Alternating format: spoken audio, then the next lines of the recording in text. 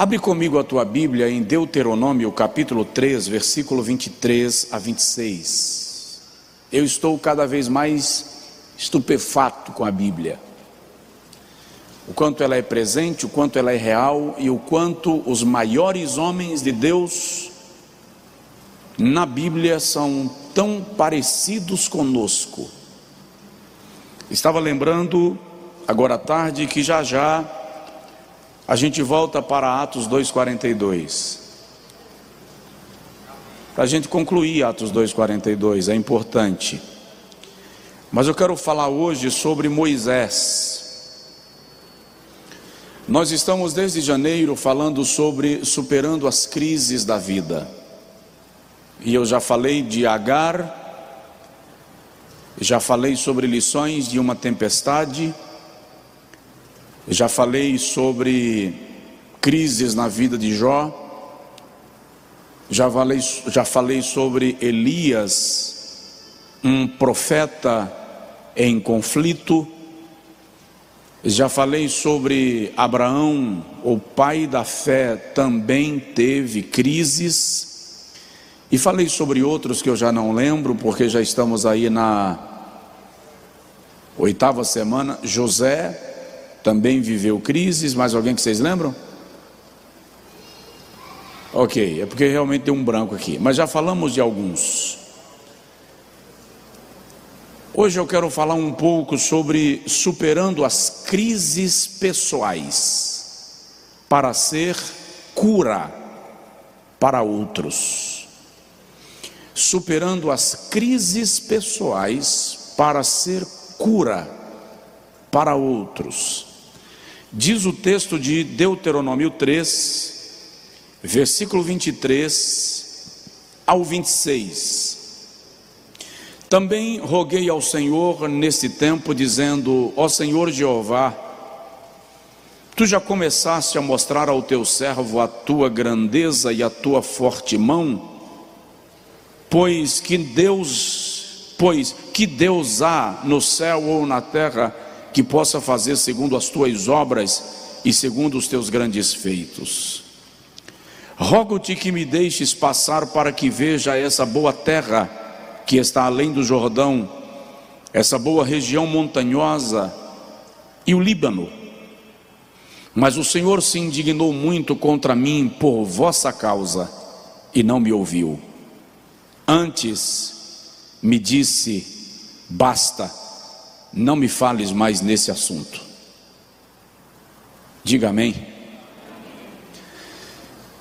Pai, em nome de Jesus, fala com a gente. Nós precisamos ouvir tua voz. Traz clareza e revelação para o teu louvor. Amém. 5 vezes Deus tomou decisões, Moisés orou e o Senhor voltou atrás. Vou repetir. 5 vezes Deus tomou decisões acerca de Israel, Moisés orou e Deus voltou atrás. Na última vez Moisés não tinha mais o que argumentar, e ele diz a Deus: se tu não quiseres perdoar esse povo, então risca o meu nome do teu livro. E o Senhor disse a Moisés: riscarei o nome do meu livro daquele que pecar.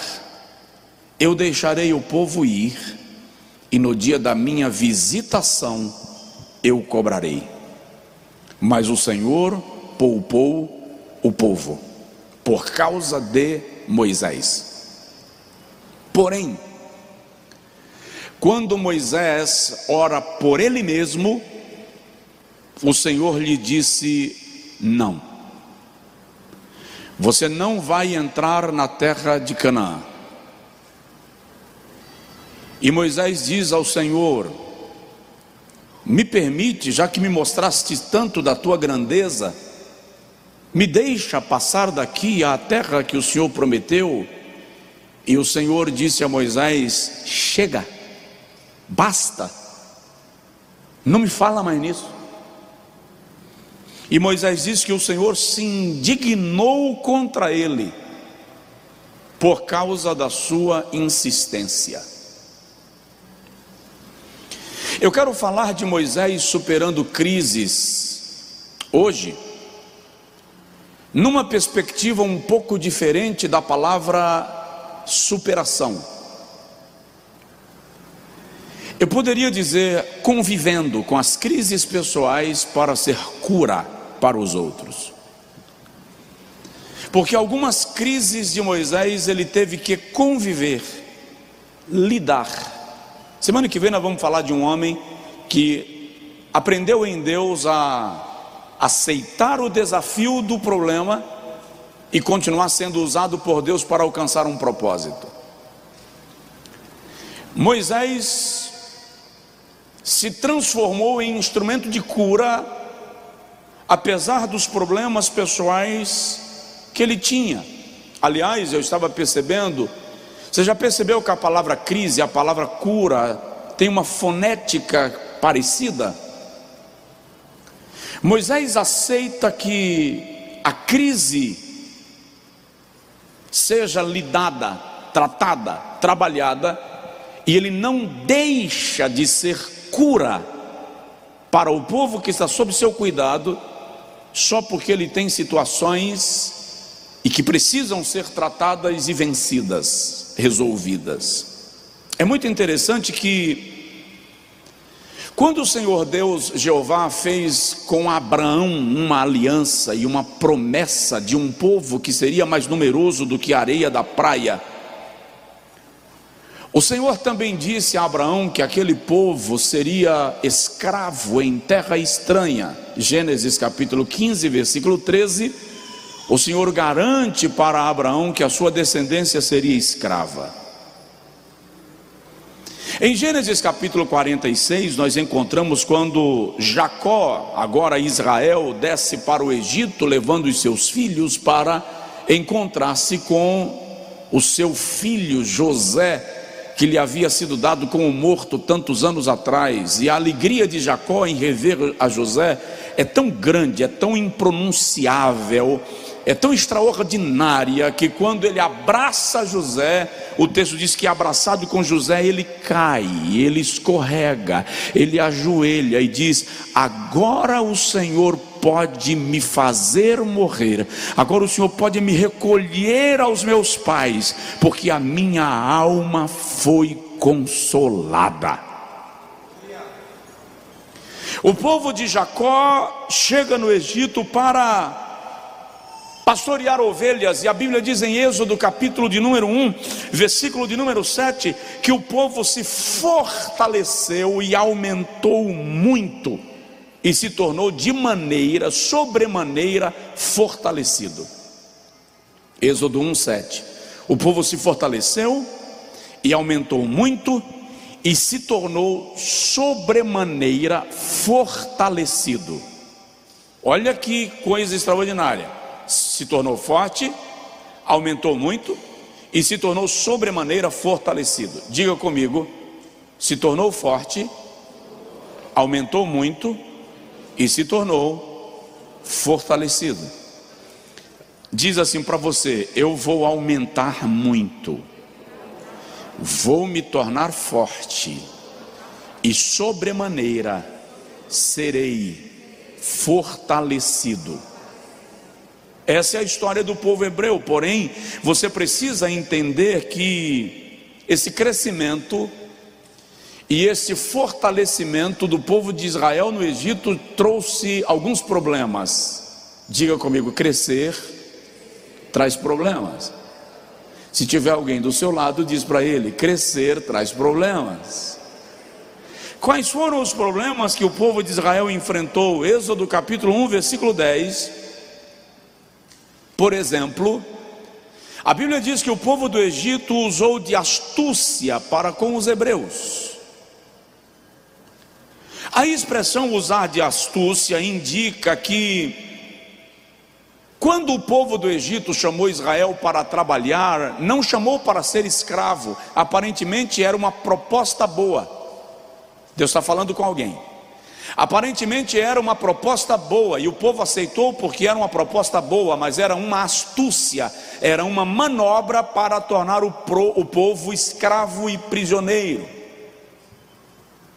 E você precisa entender que basta você crescer e não faltará quem se orgulhe e inveje e trabalhe com astúcia para sugar a tua energia.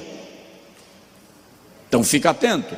Esse é um dos problemas que o povo de Israel tem. O segundo problema que eles têm, Êxodo capítulo 1, versículo 11, a Bíblia diz que o povo do Egito passou a afligir aos filhos de Israel com muitas cargas. Eles deixaram de ser senhores de Gósen, onde eram pastores de ovelhas, e se tornaram escravos, carregando cargas, debaixo de chicotes, debaixo de aflições, debaixo de amargura. E é interessante que a Bíblia diz, é só ler o texto, a Êxodo 1:11, que também haviam hebreus que se tornaram capatazes de Faraó e castigavam os seus próprios irmãos. Nem sempre o fato de alguém ser, aspas, teu irmão, significa que compartilha da tua dor. Às vezes se torna motivo da tua dor. Tem alguém me ouvindo? Recebeu? Então vigia. Então, o povo hebreu, o texto diz, Faraó, os egípcios usaram de astúcia com eles e os afligiram com muitas cargas. Um outro problema que o povo hebreu teve, Êxodo 1:12, a Bíblia diz que os egípcios começaram a se enfadar por causa dos hebreus. O povo de Israel se tornou um motivo de estresse. Tipo você passar por alguém, não vou com a cara desse camarada. Onde um hebreu passava, o egípcio dizia, não gosto desse povo, não gosto dele, não vou com a cara dele. Os egípcios passaram a se incomodar com a simples existência do povo hebreu, com o simples fato de o povo hebreu estar presente no território do Egito. Então há uma ordem de extermínio, há uma ordem de perseguição, há uma ordem de dureza sobre eles. Capítulo 1, versículo 12. Outro problema que o povo teve é que a Bíblia diz que os filhos de Israel passaram a servir com dureza. Se o irmão olhar no versículo 14, Êxodo 1:14, vai ver que havia tortura e alguns até morriam debaixo dos chicotes dos egípcios. Tudo isso é causado porque eles cresceram. Crescer traz problema. Diga comigo, crescer traz problema. Mas eu não quero permanecer raquítico. Você tem que decidir se você vai aceitar o raquitismo ou o desafio de ter crescido. Porque o desafio faz parte do crescimento. Então o povo se torna forte sobremaneira, mas vem contra eles astúcia, tirania, aflição pelo chicote, e chegou a um nível, a perseguição, a crise do povo hebreu no Egito. Até aqui Moisés não existe, pelo menos não está no cenário. Chegou a um nível de genocídio. Êxodo capítulo 1, versículo 15 e 16, Faraó dá uma ordem para que os meninos das hebreias sejam mortos na hora do parto. Nasceu, morreu. E isso só aconteceu porque eles cresceram. Flávio Joséfos diz que esta ordem do Faraó se dá, isso está lá no livro História dos Hebreus. Essa ordem do Faraó se dá porque um escriba egípcio encontrou nos arquivos do Egito uma profecia que declarava que Deus iria levantar de uma família hebreia, da nação hebreia, um menino. E segundo esta profecia, este menino a sua virtude seria admirada por todos, e ele elevaria a glória da nação, humilharia o Egito, e sua reputação seria imortal. Quando esta profecia dos anais do Egito chega ao conhecimento de Faraó, ele decide então que os meninos serão mortos para que a profecia não se cumprisse. É nesse cenário que nasce Moisés. Crises são úteros que geram grandes líderes. Crises são úteros que geram grandes líderes. É nesse cenário que Moisés nasce. E a sua mãe esconde a gravidez. E a Bíblia diz que quando ele nasce, ela ainda consegue escondê-lo por 3 meses. Mas é um problema. Quem é pai e mãe sabe que esconder uma criança não é uma tarefa simples. Eles fazem questão de serem vistos. Moisés é filho de levitas, ele é da tribo de Levi. Capítulo 2, versículo 1 mostra para nós que tanto o pai de Moisés quanto a mãe de Moisés eram levitas. Então Moisés é de família sacerdotal. Por outro lado, depois de escondido por 3 meses, a mãe de Moisés decide que não dá mais para mantê-lo escondido, e ela mesma faz uma arca, uma urna de juncos, betuma, coloca o menino, solta nas águas do Nilo. Mas é um problema soltar uma criança num cesto de junco nas águas do Nilo. Por quê? Por causa dos animais que vivem na água, podem devorá-lo, os mosquitos. E o destino vai levar para onde? Mas agora Joquebede só tem uma opção: confiar a Deus o destino da criança. Você precisa confiar a Deus os destinos dos teus filhos, da tua vida e o teu futuro.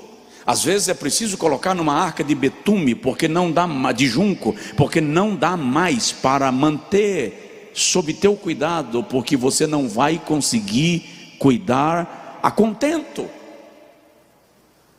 Miriam, filha mais velha, acompanha e vê até onde vai. Como fica o coração de Joquebede? Quem é mãe aí, por favor? Como fica o coração dela? Como fica o coração da adolescente Miriam vendo seu irmãozinho sendo levado pela correnteza? Mas aí vem a tradição histórica e diz que a filha do faraó, que se chamava Termutes, era estéril e havia ficado viúva recentemente. Ela estava vivendo um luto e muita dor. A esperança de um herdeiro no trono do faraó naquela dinastia estava em risco. Quando Termutes está nas águas do Nilo banhando-se, ela ouve o choro de uma criança. Para os egípcios havia o Deus das águas. O que ficou compreendido, diz o historiador, é que Termutes recebeu aquele recém-nascido numa arca de junco, como uma resposta do Deus das águas à sua dor, ao seu sofrimento. É muito incrível como Deus usa as circunstâncias para cumprir seu propósito. Termutes leva a sua criança para casa, para o palácio, essa criança para o palácio, e chega lá, manda chamar alguém para lhe dar de mamar. É um recém-nascido. Só que o menino não pega o peito, a mama de uma egípcia. É aí que alguém chega e diz assim: deve ser filho de uma hebreia, porque ele não aceita mamar no peito de uma egípcia. Vamos procurar uma hebreia que tenha leite, que possa dar de mamar. Aí chega Miriam. Visão de oportunidade. Espere a hora. E Miriam chega para a egípcia e diz: eu posso te trazer uma hebreia que vai dar de mamar para a criança. E a princesa diz: se você conseguir uma, eu prometo que eu vou assalariá-la bem para cuidar dele. Você vai ser pago para cuidar daquilo que você estava tentando esconder. Miriam chega em casa e diz: minha mãe, eu tenho uma novidade para a senhora. São duas notícias, a senhora decide qual é a melhor. A primeira: o menino está vivo. A segunda: está no palácio de Faraó. Não pode, e agora? Tem uma ordem de morte. Não, a senhora fica tranquila que eu vim lhe buscar, porque a senhora vai ser babá, babysitter. A senhora vai cuidar da criança, vai amamentar a criança, e a senhora vai virar funcionária do palácio para cuidar do menino. Olha que coisa extraordinária. A senhora vai não só amamentar a criança, quanto vai ensinar a ele os princípios da nossa fé, antes de que ele aprenda em Faraó.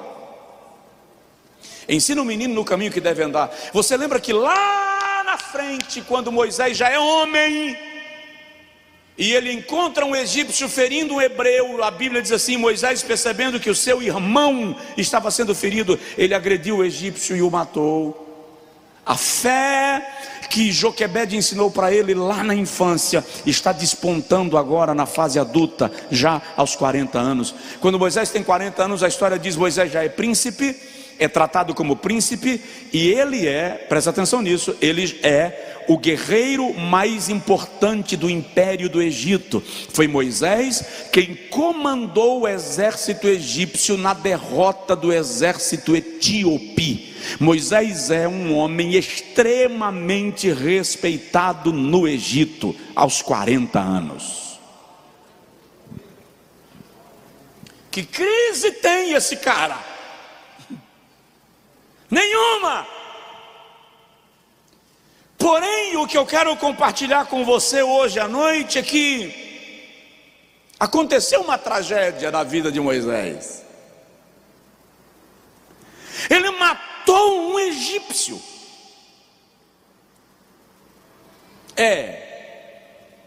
O homem que falava com Deus face a face, o homem que ficou 40 dias literais dentro da nuvem da glória de Deus, o homem que tocou o mar e o mar se abriu, o homem cujo resplendor da glória fez os hebreus correrem da sua presença, por causa da presença da glória de Deus nele. Um homem diante de quem as magias do Egito se tornaram fugazes. Ele é o maior líder do Antigo Testamento, o maior estadista da história de Israel. Ele consegue transformar um grupo de escravos numa nação poderosa e temida. O maior higienista de todos os tempos, jurista de primeira grandeza. Estevão diz em Atos 7 que Moisés foi formado em todas as ciências e letras do Egito. Tudo que há de cultura atrás do Egito, Moisés assimilou. O mundo veio para a sua mente. Para que tudo isso? Deus estava preparando um grande homem para liderar um povo e tornar esse povo grande. Mas Moisés, em tudo isso, vai ter que lidar com algumas crises que eu vou compartilhar com você rapidinho. E a primeira delas é uma crise da história, que eu poderia chamar de crise da memória. Todo homem tem um porém. Moisés tinha este porém. Paulo, o apóstolo aos gentios, de vez em quando você encontra Paulo olhando para trás e lamentando a sua história. Não é apenas uma vez que ele diz: eu fui perseguidor, eu persegui, eu consenti com a morte de alguns. Tem um dado momento que ele diz: eu sou como um aborto, um abortivo, porque o teu passado sempre fará parte da tua história. E é importante ter em mente, guardar em mente, que embora o seu passado faça parte da tua história, você não precisa se tornar escravo dele. Diga: eu não sou escravo do meu passado. Mas Moisés tem uma crise da sua história, uma crise de memória. A imagem não apaga. Mas é um homem de Deus, sim ou não? Quem aqui ousaria dizer que não? Segunda crise de Moisés. A segunda crise de Moisés é uma crise de identidade. Capítulo 2, versículo 14 do Êxodo e versículo 15, o texto declara: quando Moisés foge, quando o faraó soube disso, versículo 15, procurou matar a Moisés, ele porém fugiu. Fugiu de onde? Da presença do faraó. Para onde? Para a terra de Midian. Presta atenção, a terra de Midian também fazia parte do território do Egito. Moisés não foge do faraó para não morrer, porque ele sabia que se faraó quisesse matá-lo, iria buscá-lo em Midian. Faraó tinha olheiros espalhados no império para descobrir onde passou alguém. Então, quando a Bíblia diz fugiu da presença, é que Moisés respeita o poder do faraó, respeita a autoridade do faraó e decide sabiamente não desafiar essa autoridade. Ele sai do ambiente da presença do imperador ou do faraó e vai embora para o deserto, autoexílio. E o texto diz que quando ele chega lá, foi habitar na terra de Midian e sentou-se junto a um poço, sem ter para onde ir, sem muita direção. O homem que tinha muitos servos lá no palácio, agora vai se tornar servo de alguém. O homem que vivia no palácio com abundância, agora está no deserto. Isso gera uma crise. O grande príncipe e general do Egito se torna agora servo e pastor de ovelhas. E presta atenção, Gênesis capítulo 46 diz que os egípcios tinham a função de pastor de ovelhas como abominação. 46:34. Os egípcios viam a cultura de pastorear ovelhas como algo abominável, desprezível, nojento, sem honra. O general virou pastor de ovelhas. É o empresário que se tornou funcionário. É o rico que ficou pobre. O juiz que virou réu. O belo que se sente feio. O popular que se sente antipatizado. Você se pergunta quando isso acontece, você se pergunta por você mesmo: onde eu estou? Quem sou eu? De onde vim? Para onde vou? Onde eu me encontro? Quando você perde a sua identidade, quando você se desconhece, quando você não encontra mais a si mesmo, a vida perde o sentido, a razão de ser.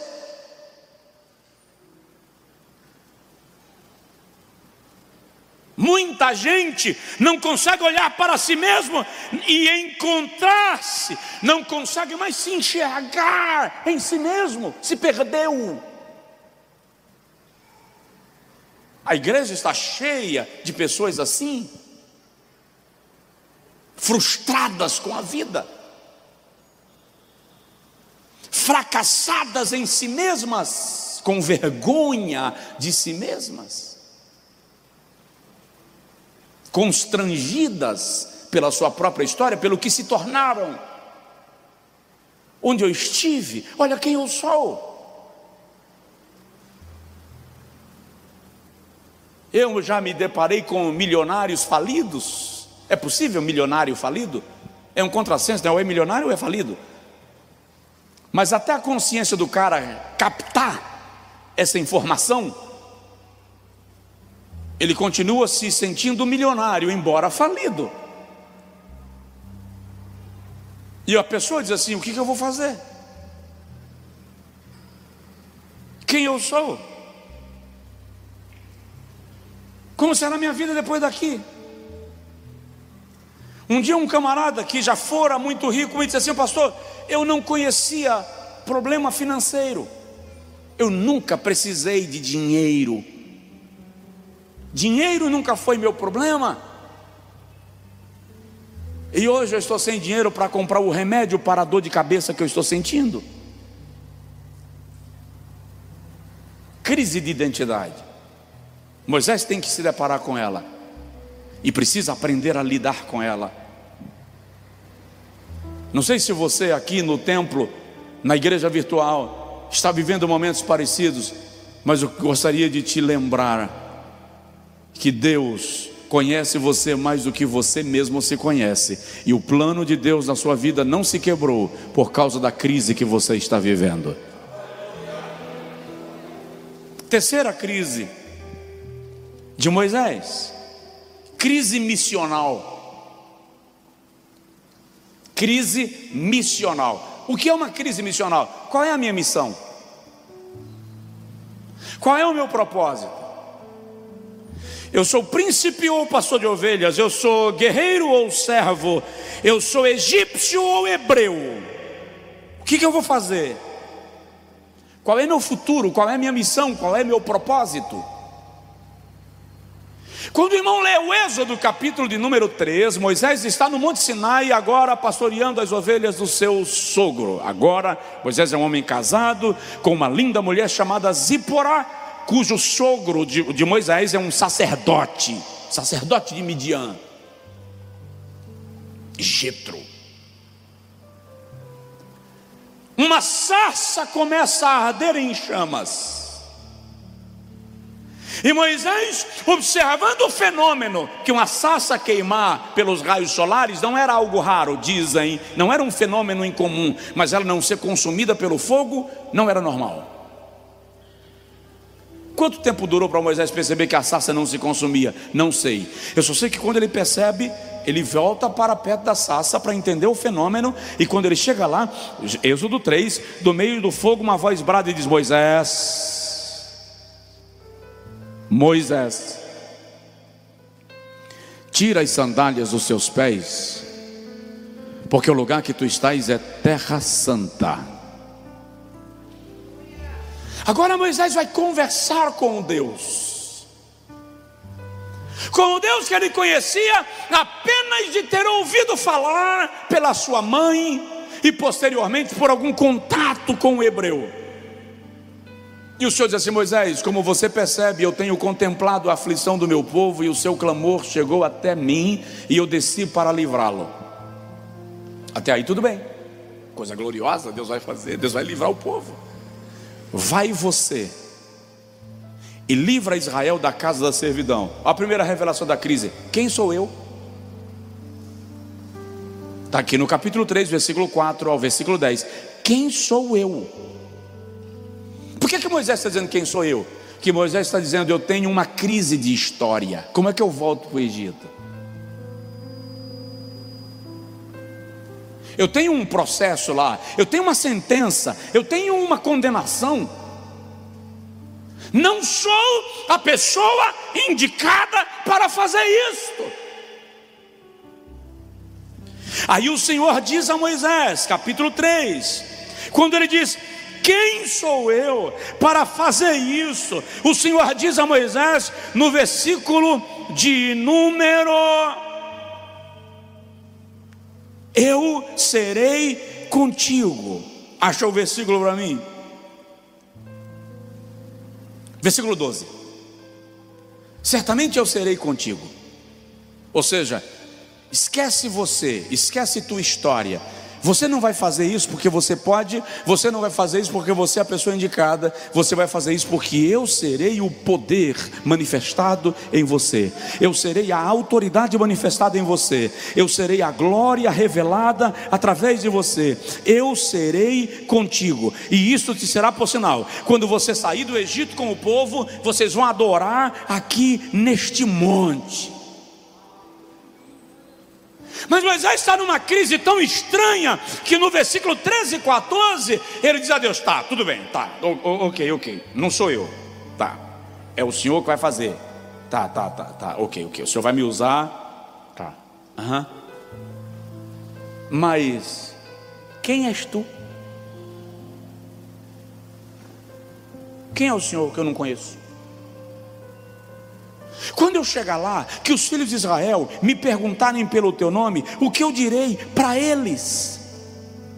É interessante que no versículo 6 e 7 Deus já havia se apresentado a Moisés. O Senhor não deu uma missão antes de se apresentar: eu sou o Deus do teu pai, eu sou o Deus de Abraão, eu sou o Deus de Isaac, eu sou o Deus de Israel. O Senhor se apresentou, mas agora que Moisés tem uma missão, ele diz: quem é o Senhor mesmo? Porque o que o Senhor está mandando eu fazer aí é muito sério, para eu chegar lá simplesmente sabendo que o Senhor é o Deus de Abraão. Aí o Senhor diz: Moisés, eu sou o que sou. Yahvé, Yahvé, eu sou o Deus de cada situação. Eu sou o que você precisar que eu seja. Se você tiver fome, eu sou o pão. Se você tiver sede, eu sou a água. Se você estiver fraco, eu sou a força. Se você estiver caído, eu sou quem te levanta. Se você estiver doente, eu sou a saúde, eu sou a cura. Se você estiver em guerra, eu sou a vitória. Se você estiver em fuga, eu sou o esconderijo. Eu sou o que sou.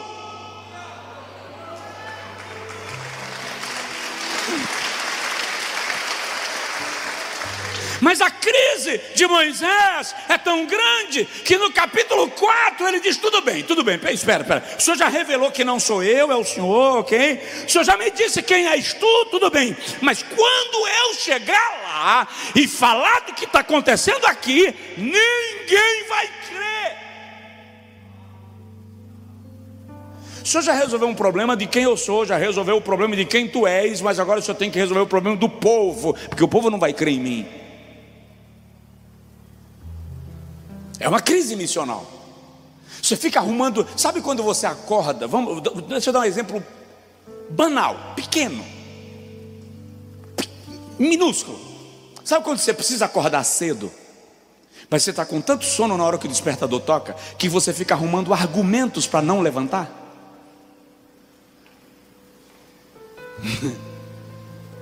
Ai, quantas vezes eu já mudei o horário de voo sem pegar no telefone, né? Eu poderia pegar um voo mais tarde, e aí eu vou direto para o culto, e você fica criando. Moisés está dizendo para Deus: ó, vou arrumar mais um aí, o povo não vai crer em mim. O Senhor diz: Moisés, tá,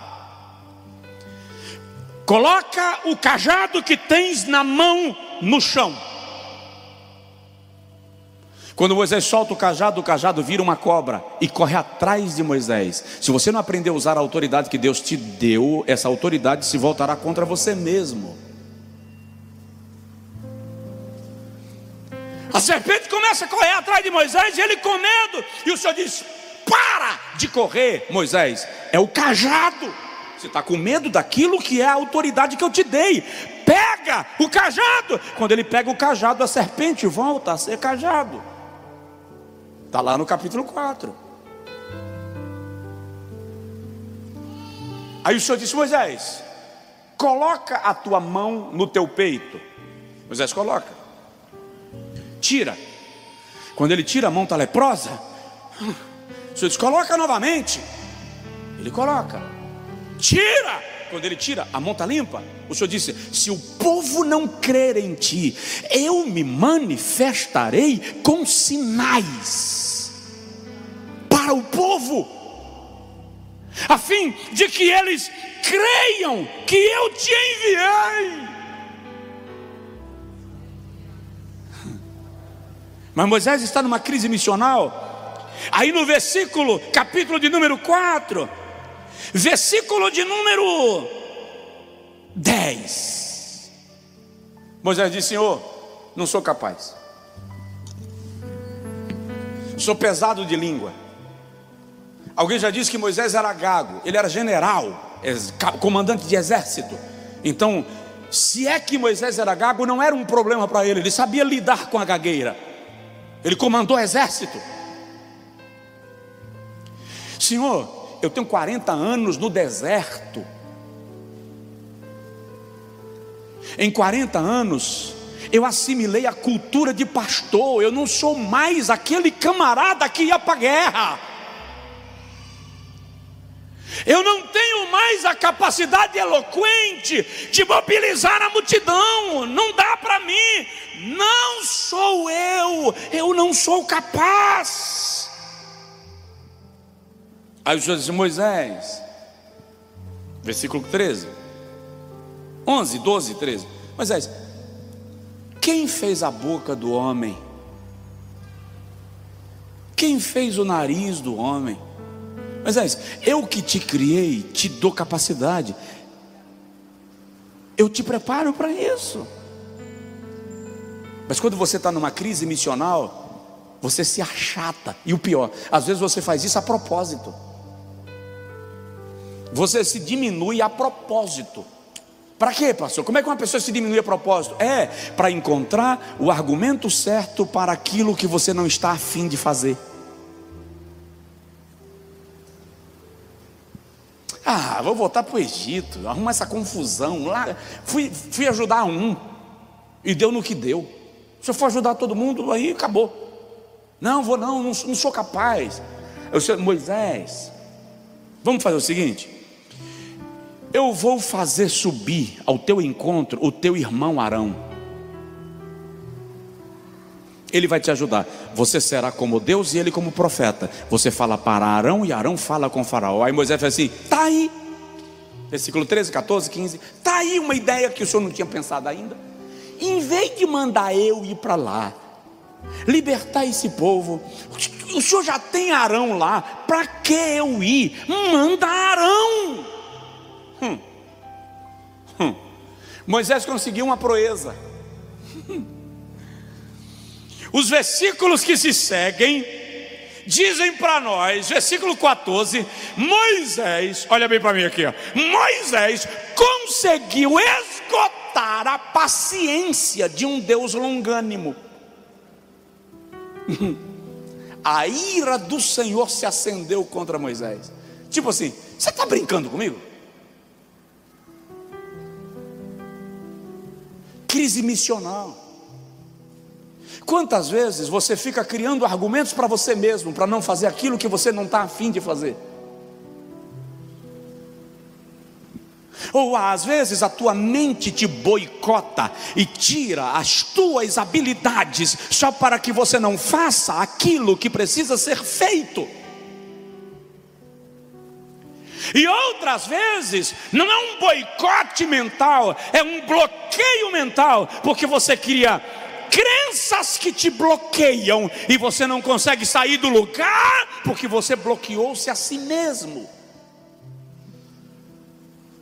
Mas pastor, já funcionei o carro, já coloquei a marcha, já estou acelerando e o carro não sai do lugar. Solta o freio de mão. Então às vezes você cria freios de mão para te bloquear, para te boicotar, e você não fazer aquilo que precisa ser feito, porque você está numa crise missional, você não sabe o que fazer, você não deseja cumprir aquele propósito, aquela missão não é mais para você, sua mente não quer aquilo. Porém, muitas vezes o que precisa ser feito, precisa ser feito. É redundante, mas tem sentido.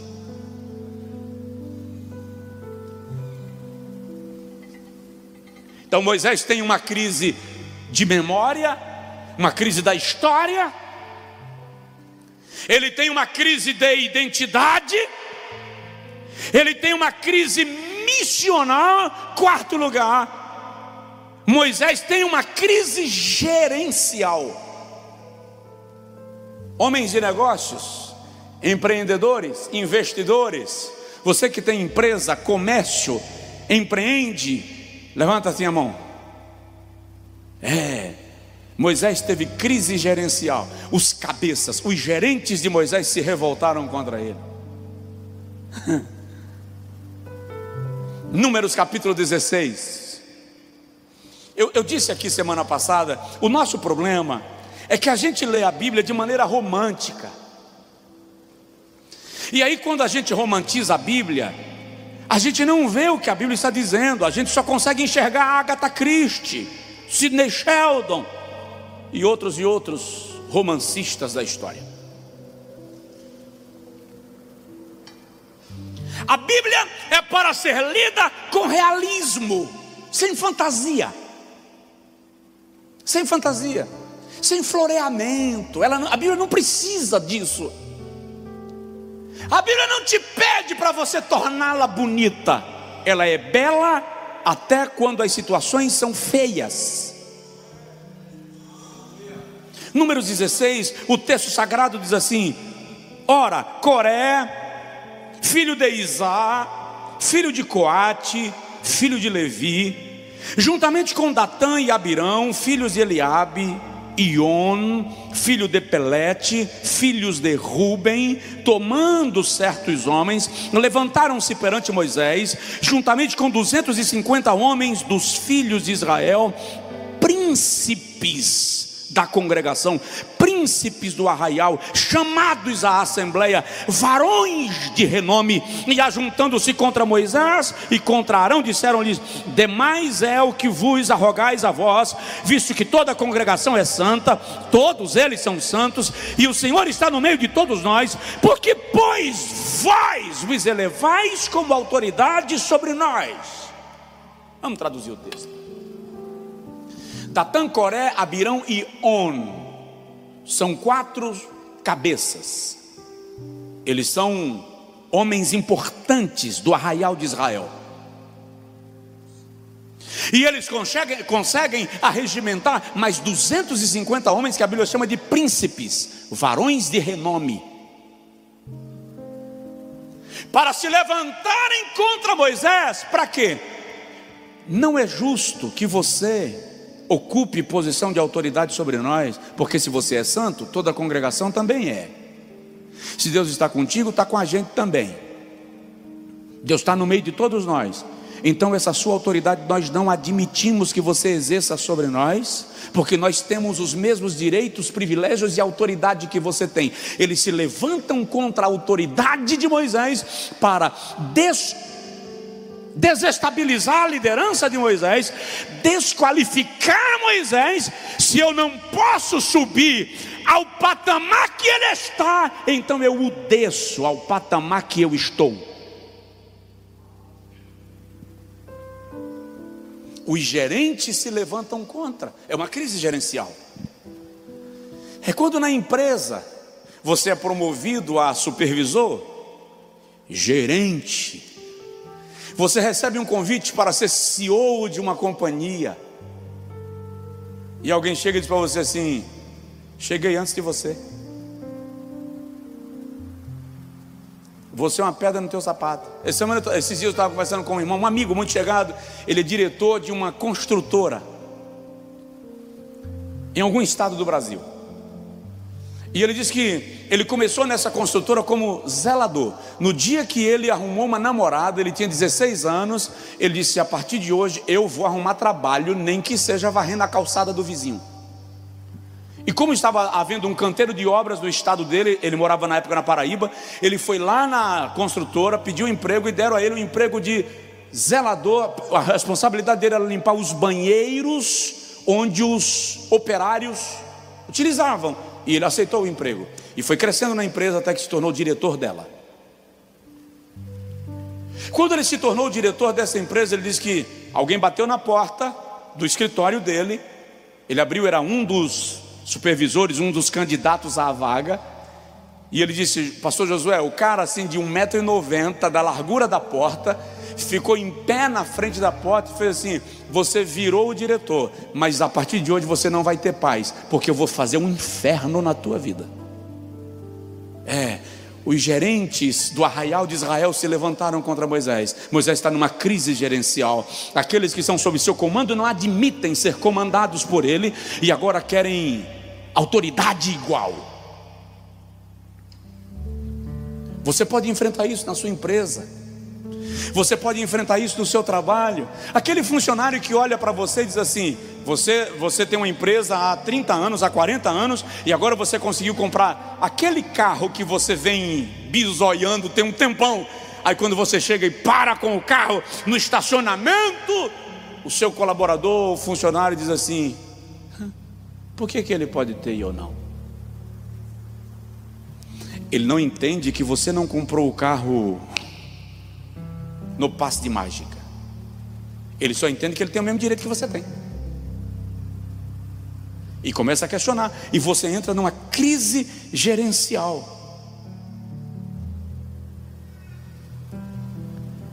E a Bíblia diz, no versículo de número 12, que quando Moisés marcou uma reunião para resolver o problema da crise, e a Bíblia diz que Moisés, meu Jesus, tem que parar. Moisés mandou chamar Datã, Coré e Abirão para a reunião. Datã e Abirão mandaram dizer a Moisés: não iremos, não vamos para reunião nenhuma. E não foram. Eu queria ser como Moisés, que falava com Deus face a face. Queria.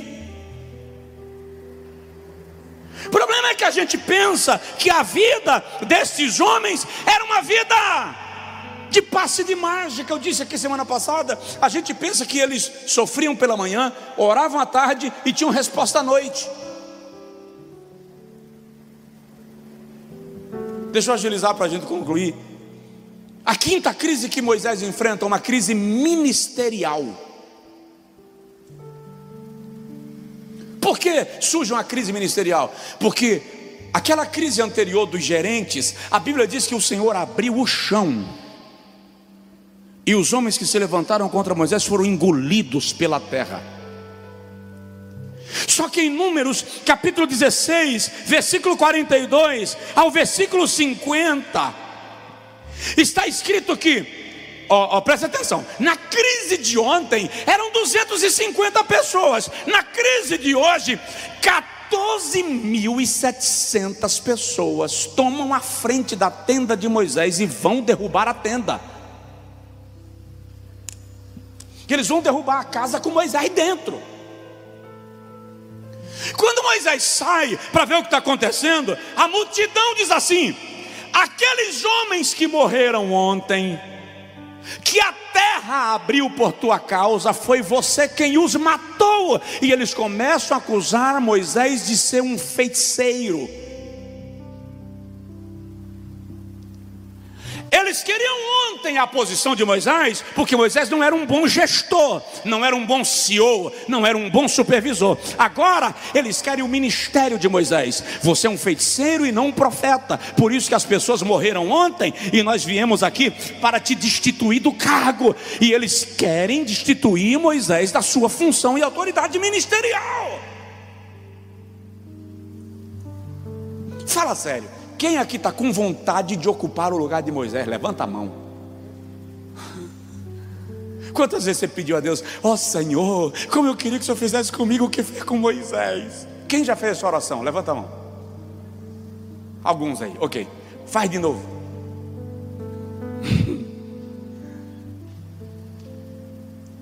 Porque Moisés vai ser destituído. Enquanto o povo está sacudindo e quer tirar Moisés da função ministerial, uma nuvem aparece no céu,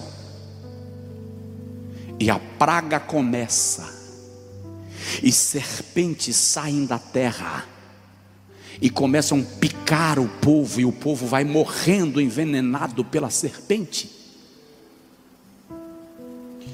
Quando Moisés percebe, ele corre para o meio do arraial, e ele se coloca entre o povo e as serpentes não passam por Moisés, porque não importa a crise que você esteja, olha bem para mim, não importa a crise que você esteja, as serpentes te respeitam, porque elas sabem a autoridade que Deus te deu.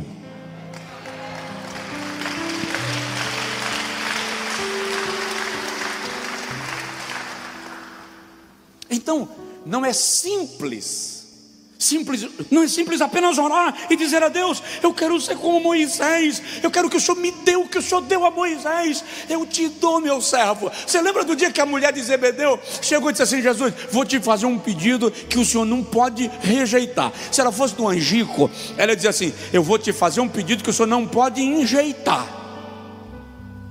Fala, mulher de Zebedeu, eu quero que meus 2 meninos se assentem contigo no teu trono, um do lado direito, o outro do lado esquerdo.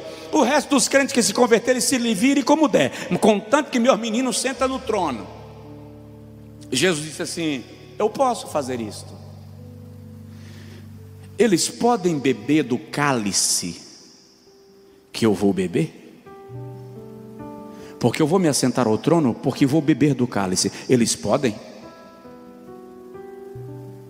Eles dois estavam na bituca, esperando a mãe conseguir o pedido. Chegaram para frente: a gente bebe, Senhor. O Senhor disse assim: o cálice que eu vou beber, vocês também beberão. Quanto a sentar-se comigo no meu trono, compete àquele a quem o meu Pai quiser conceder. Então, quando você pede para viver as mesmas experiências de Moisés, você tem que entender que as experiências de Moisés vêm com um cálice.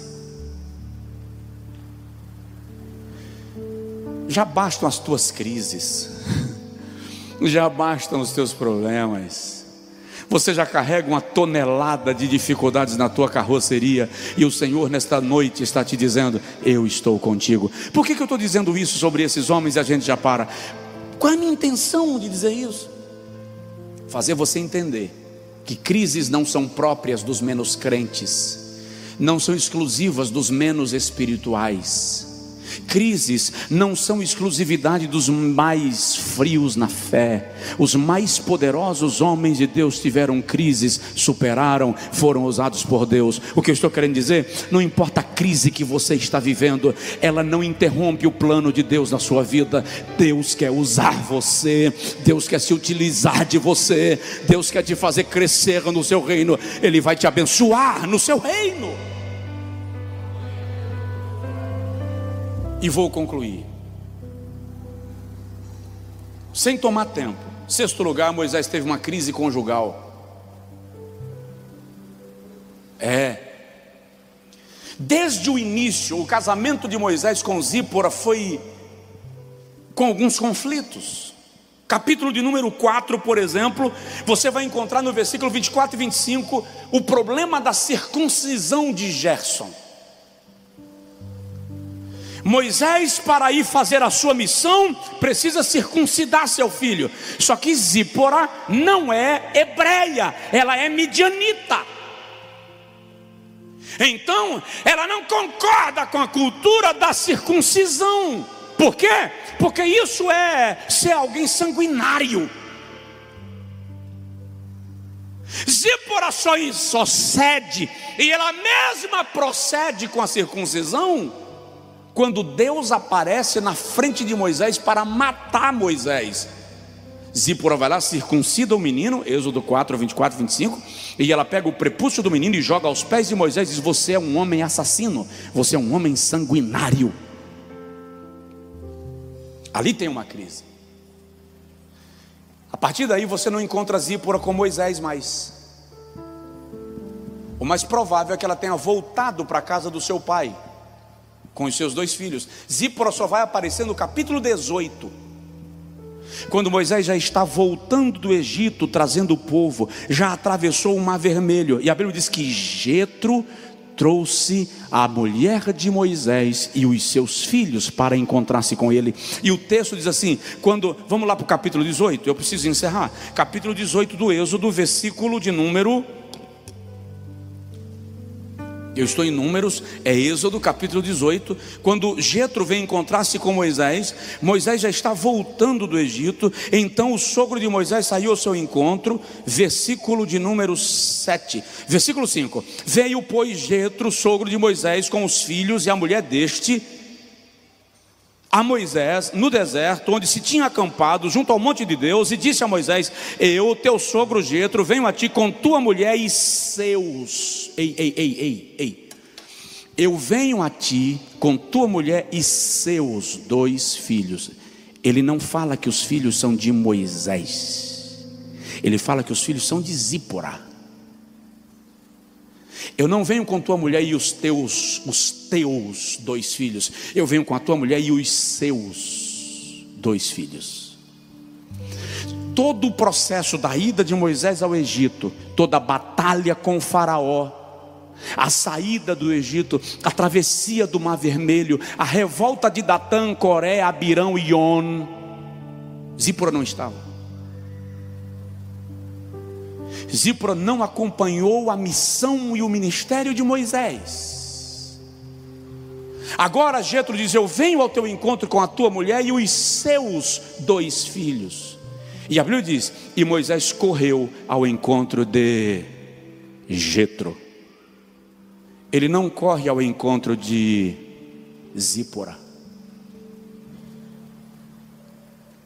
E Moisés entrou na tenda com o seu sogro, não entrou com Zípora. E Moisés assentou-se para comer pão com o seu sogro, não diz que sentou para comer pão com Zípora. Tem uma crise aqui, tem um problema aqui, e lá na frente você vai encontrar a gravidade desse problema, que é claro, não se sabe se Zípora morreu ou se houve simplesmente uma ruptura definitiva, mas o fato é que Moisés toma uma mulher etíope para ser sua esposa, porque uma crise estava instaurada. Pastor, nunca vi isso.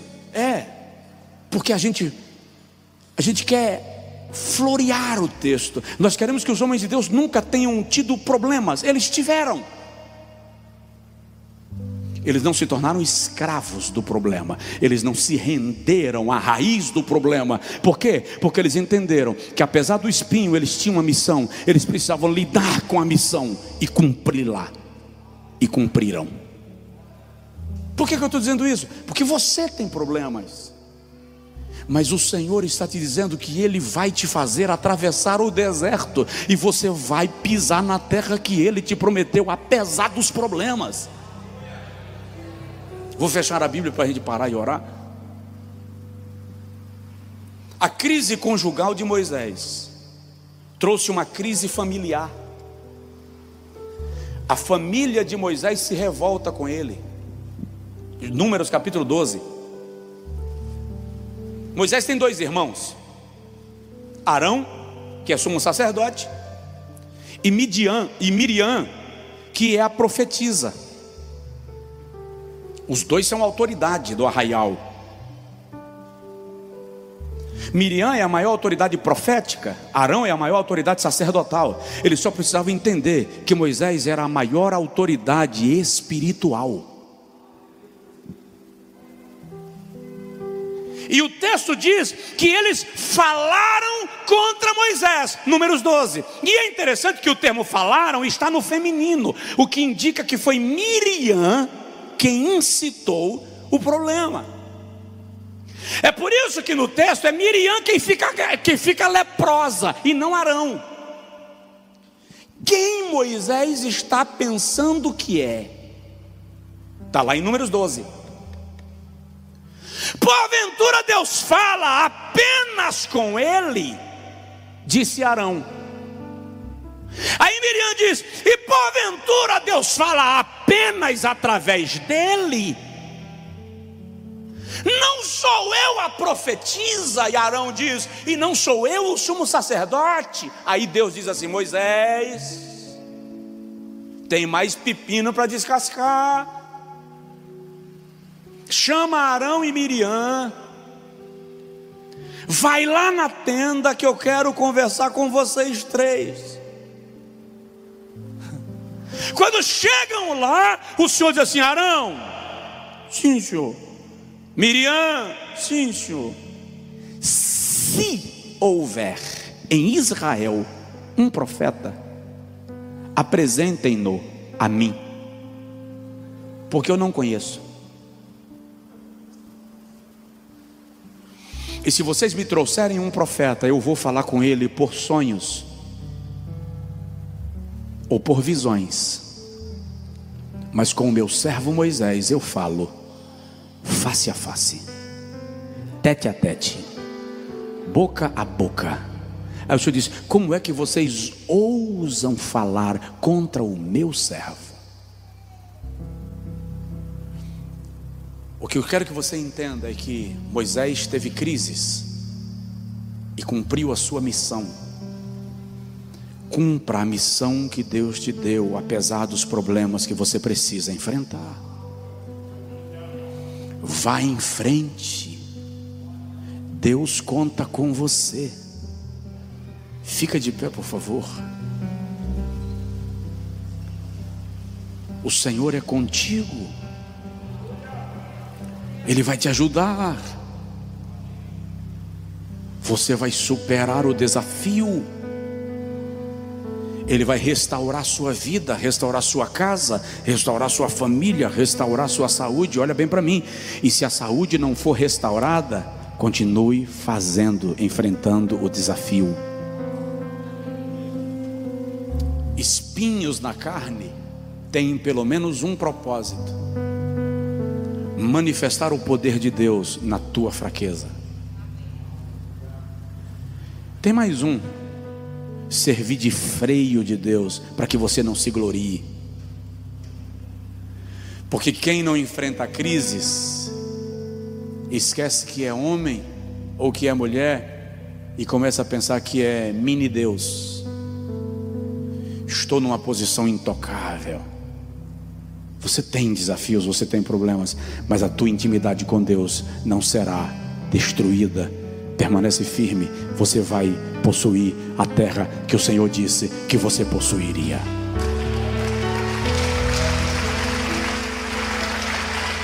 Pai, o Senhor conhece os nossos desafios e nós não nos tornaremos escravos deles. Nos colocamos na tua mão e imploramos.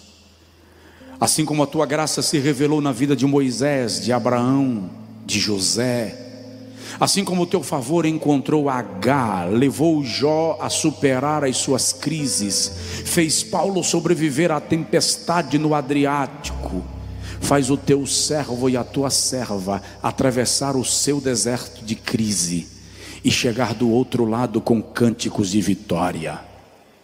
Nós não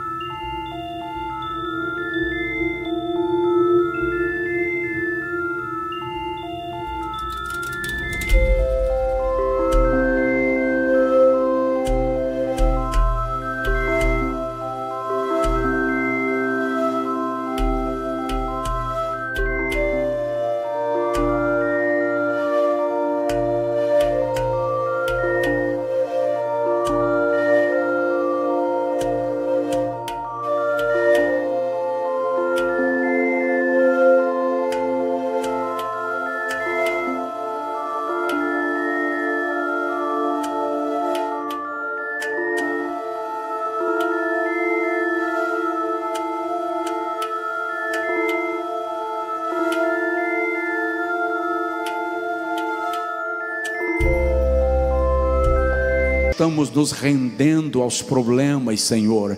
Debaixo de graça, estamos dizendo como o salmista: ainda que eu ande pelo vale da sombra e da morte, não temerei mal algum, porque tu estás comigo. Ajuda os teus filhos, os que estão aqui no templo, os que estão no culto online. Faz o teu servo enfrentar e superar todas as crises da sua vida, sejam de memórias ruins, seja uma crise de identidade, uma crise na família, uma crise no casamento, uma crise na empresa, uma crise no ministério. Faz o teu servo superar, vencer e glorificar o teu nome. Em nome de Jesus, em nome de Jesus.